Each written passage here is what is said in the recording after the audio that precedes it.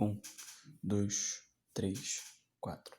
Olá, aqui quem fala novamente é o professor Kaique, e nessa aula 1 sobre matemática 2, né, a parte de geometria, nós daremos início, né, a parte bem introdutória, a parte bem inicial mesmo, dos elementos, né, as noções primitivas e tudo que cerca aí a parte introdutória à geometria plana, né, a geometria dentro da bidimensão, das duas dimensões.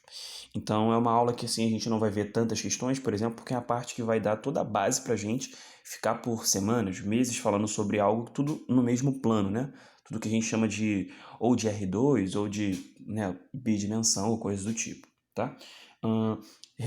Repare que a gente já começa falando sobre três coisas e a partir disso depois a gente vai dando sequência na aula, então vai ser muito mais da gente lembrar coisas do que necessariamente hoje já produzir muito, fazer muitas questões. Hoje vai ser pra gente, né, esquentar os tambores aí e começar bem essa parte de geometria, que é a parte que a gente também no curso dá muita relevância, né? Uma parte muito importante pra gente. E geometria plana, com certeza aí tem mais da metade das questões, pensando de tudo que de matemática 2 cai no Enem. A gente com certeza tem a geometria plana sendo o principal carro-chefe aí de matemática 2. Então, nada melhor do que começar com muita base. Bom, nessa parte inicial a gente fala das que a gente chama de noções primitivas dentro da geometria euclidiana. Ou seja, tudo que a gente vai ver agora é a partir do que Euclides, né, um matemático muito, mas muito antigo mesmo, definiu pra gente. Então, três são as noções primitivas que a gente não tem né, a ideia de noção primitiva é justamente essa. A gente não consegue, né, é uma coisa que existe sem um questionamento quanto à definição. A gente não consegue definir mesmo essas três coisas, que é a ideia de ponto, a ideia da reta e a ideia de um plano. Porque para eu conseguir definir um, eu teria que fazer citação ao outro. Tipo assim, o que é uma reta? É uma reunião de infinitos pontos. Aí eu precisaria da definição de ponto, né? Aí seria, sei lá, você poderia falar, uma parte de uma reta.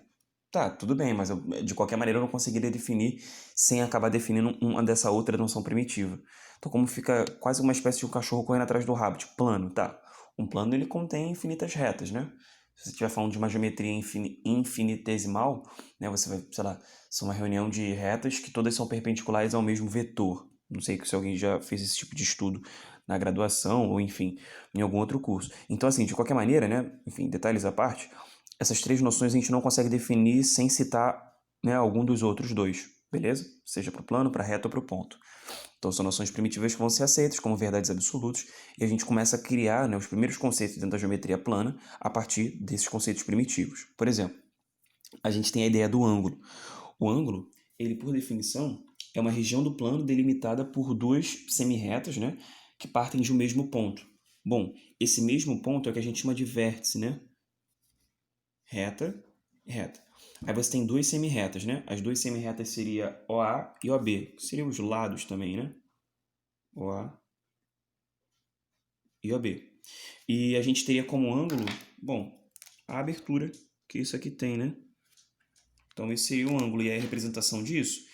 Você vai ver que mais para frente a gente vai começar a colocar umas letras gregas minúsculas, tipo alfa, teta, beta, gama, mas a princípio a representação genérica mesmo, ela se dá por chamar a atenção justamente do vértice onde está o ângulo e colocar um acento circunflexo. Então seria o A ou B.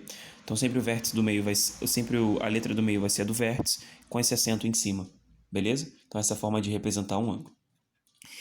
Quando a gente fala de ângulo, a gente vale a pena ressaltar de que existem duas principais formas de representar, e isso acaba acontecendo nas questões também. Quando a gente for falar de trigonometria, por exemplo, né, é o estudo do ângulo, né, e as linhas trigonométricas que acabam surgindo, como seno, cosseno e tangente, mas o ângulo é uma figura principal, né, na trigonometria, que é parte, né, da geometria aí. E a gente tem duas formas, duas medidas usadas para essas aberturas. Essas aberturas são feitas de duas maneiras. Ou usando a medida grau, que é sempre indicada com uma bolinha após o número, lembra disso? Ou ela pode ser indicada pelos radianos, que é sempre indicado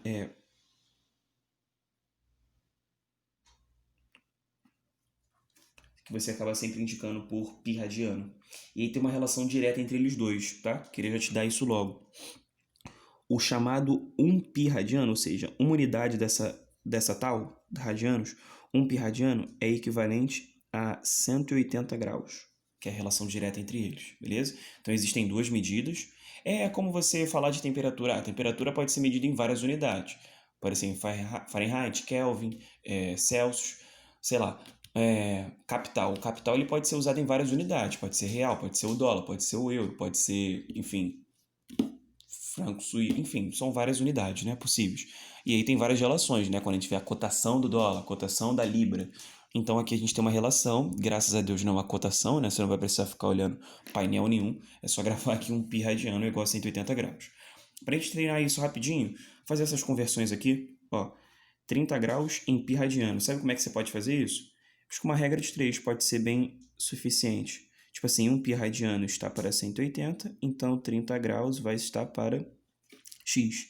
Bom, se você se ligar nisso, tem uma simplificação rápida para fazer entre 1 e 180, que seria de 6, né? Então, x, então a gente teria que 6x valendo 1 π radiano.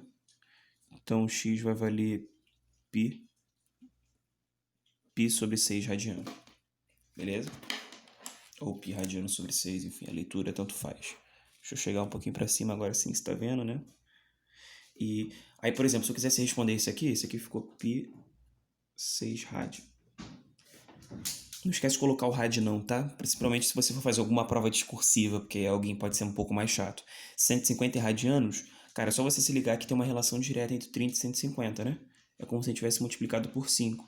Então você pode fazer isso direto nesse valor. Aí seria 5 π sobre 6 radiano. Não precisa nem fazer conta, tá?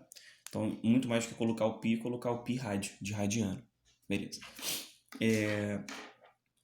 Então, a partir disso, a gente já começa, por exemplo, a falar sobre alguns outros segmentos, algumas outras coisas da geometria plana. Eu vou ajeitar aqui, que a gente agora vai passar para o próximo tópico. Deu um print aí? Então é nóis.